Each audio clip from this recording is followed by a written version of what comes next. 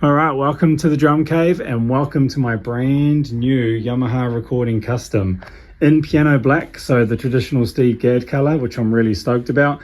The history of this series speaks for itself. Everyone knows Vinny, Dave, Alex Acuna, Keith Carlock. I mean, everyone's played this series of drum kit.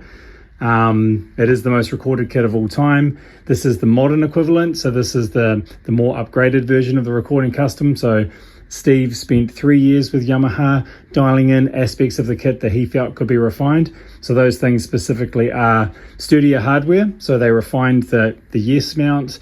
They actually made the lugs heavier so that the shells resonate less, but still have a really good amount of sustain. And they also, what else did they do?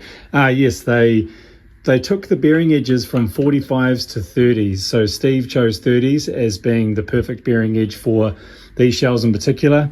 So Recording Customs are birch shells, and I'm really stoked about that because I've got a long history and a love for birch shells. So the first kit that I ever really questioned the wood, the make of the drum, was a Premier Janista from the 90s, and they're famously a birch kit.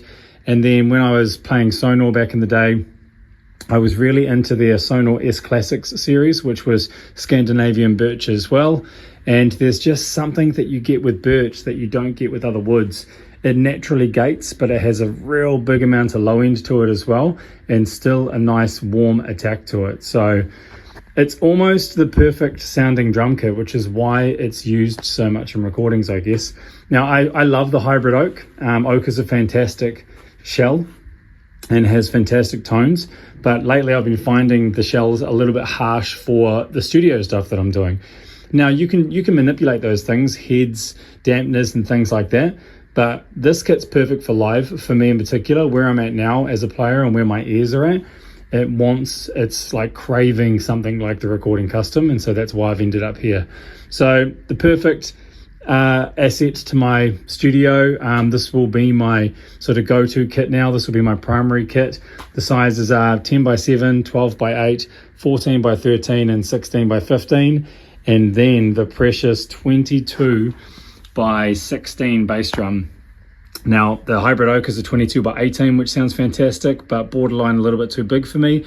And then I've got a K Drums 22 by 14 made by a local company here, and it's an incredible kick drum, but sometimes it's a little bit too shallow. So 22 by 16 is just going to be the sweet spot, I feel. I'm about to take all the heads off, and I'm going to put on black suede Emperors on the top, clear Ambassadors on the bottom. I'm going to put a clear P3 for my batter on the kick, and then I'm going to put a P3 Ebony on the resonant side of the kick drum. So I'm pretty damn excited about this. I must say there's nothing better than taking the heads off drums and just putting on a podcast and just sort of spending some time with new gear and switching things out and whatnot. So I'm about to get into that now. And then, yeah, sure enough, over the next few days, you will see some posts and some content using my brand new Recording Custom. So yeah, pretty damn stoked on that. Any questions, hit me up below. You will now see the Recording Custom paired with this stunning little, what is it, the SD493. This is actually an 89 model of one of Yamaha's most popular snares. So they only released them from 85 to 95. Everyone's used them. They were sort of a staple in the industry for a very long time. I got my hands on one.